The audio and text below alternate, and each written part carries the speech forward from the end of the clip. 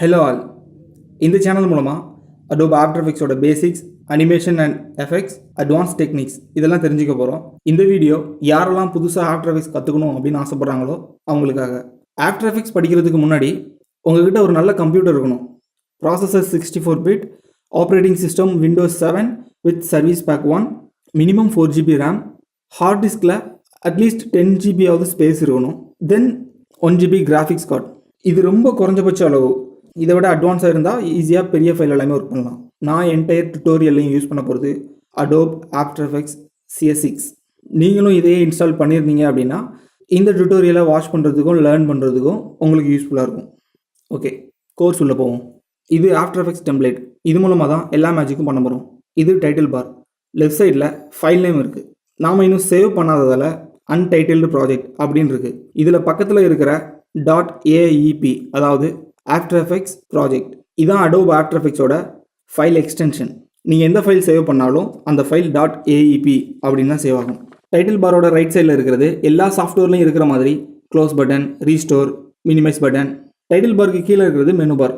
இதில் மொத்தம் 9 மெனு இருக்குது. எல்லா மெனுலையும் நிறைய ஆப்ஷன்ஸ் இருக்குது.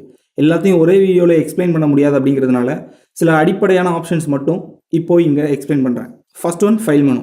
ப்ராஜெக்ட் க்ரியேட் பண்ணுறது, பழைய ப்ராஜெக்டை ஓப்பன் பண்ணுறது, ப்ராஜெக்டை எக்ஸ்போர்ட் பண்ணுறது, வேறு project or other media files, அதாவது வீடியோ, இமேஜ், ஆடியோ இதெல்லாம் இம்போர்ட் பண்ணுறது எல்லாமே இந்த ஃபைல் மெனு மூலமாக பண்ணலாம். Next one edit menu. Undo, redo, duplicate, அப்புறம் எடிட்டிங்க்கு தேவையான ஆப்ஷன்ஸ் எல்லாமே இதில் இருக்குது. இதில் முக்கியமானது டெம்ப்ளேட்ஸ் அண்ட் ப்ரிஃபரன்சஸ். ப்ரிஃபரன்சஸ் மூலமாக ஆஃப்டர் எஃபெக்ட்ஸோட பெர்ஃபார்மன்ஸ் அதை இன்க்ரீஸ் பண்ண முடியும் அண்ட் ஆஃப்டர் எஃபெக்ட்ஸோட மற்ற செட்டிங்ஸ் எல்லாத்தையுமே மாற்ற முடியும். டெம்ப்ளேட்ஸ் மூலமாக ரெண்டர் செட்டிங்ஸ் செட் பண்ணிக்கலாம். இதை பற்றி டீட்டெயிலாக வரப்போகிற வீடியோக்களில் பார்ப்போம். Next menu composition. புது கம்போசிஷன் க்ரியேட் பண்ணுறது, அதோட செட்டிங்ஸ் எல்லாம் இதில் இருக்குது. அடுத்து லேயர். ஆஃப்டர் எஃபெக்ட்ஸில் மொத்தம் 8 வகையான லேயர்ஸ் இருக்குது.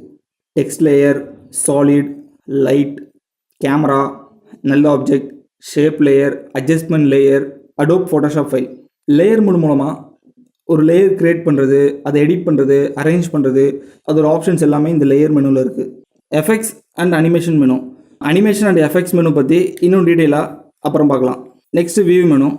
இந்த மெனுவில் zoom in, zoom out, ruler, grid இதெல்லாம் இதில் இருக்குது. அடுத்து விண்டோ மெனு. இதில் அதிகமாக பேனல்ஸை எனேபிள் பண்ணுறது, டிசேபிள் பண்ணுறது இதுதான் இருக்கும். பேனல்ஸ் பற்றி தொடர்ந்து நம்ம பார்க்க போகிறோம்.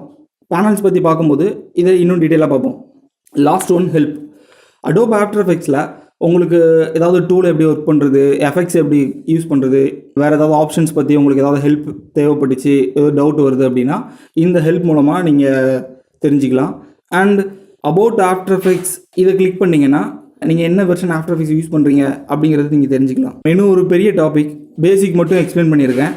மெனுக்கு அடுத்து இருக்கிறது டூல்பார். இதில் இருக்கிற டூல்ஸ் மூலமாக தான் ட்ரா, மூவ், டெக்ஸ்ட் க்ரியேட் பண்ணுறது எல்லாம் பண்ண போகிறோம். சில டூல்ஸ் பக்கத்தில் ஒரு சின்ன ஆரோ இருக்குது. இந்த ஆரோவை கிளிக் பண்ணிங்கன்னா அந்த டூல்ஸோட எக்ஸ்டென்ஷன் ஓப்பன் ஆகும். அதில் சில டிஃப்ரெண்ட் டூல்ஸ்லாம் இருக்கும், அதையும் நம்ம யூஸ் பண்ணிக்கலாம். ப்ராஜெக்ட்டில் ஒர்க் பண்ணும்போது இந்த டூல்ஸை பற்றி நம்ம டீட்டெயிலாக பார்க்கலாம். இது ஒரு இன்ட்ரடக்ஷன் டுட்டோரியல் அப்படிங்கிறதுனால இதில் நான் டூல்ஸை பற்றி டீட்டெயிலாக எக்ஸ்பிளைன் பண்ணல. இனிமேல் வரப்போகிற வீடியோக்களில் ஒவ்வொரு டூல்ஸ் பற்றியும் நம்ம டீட்டெயிலாக பார்க்கலாம். டூல்ஸுக்கு கீழே சின்னதும் பெருசுமாக பாக்ஸாக இருக்குது. இதெல்லாம் பேனல்ஸ். இந்த பேனல்ஸை எனேபிள் பண்ணலாம், டிசேபிளும் பண்ணிக்கலாம். அந்த பேனல்ஸ் பக்கத்தில் இருக்கிற சின்ன இன்ட் பட்டனை கிளிக் பண்ணால் அந்த பேனல்ஸ் டிசேபிள் ஆயிரும்.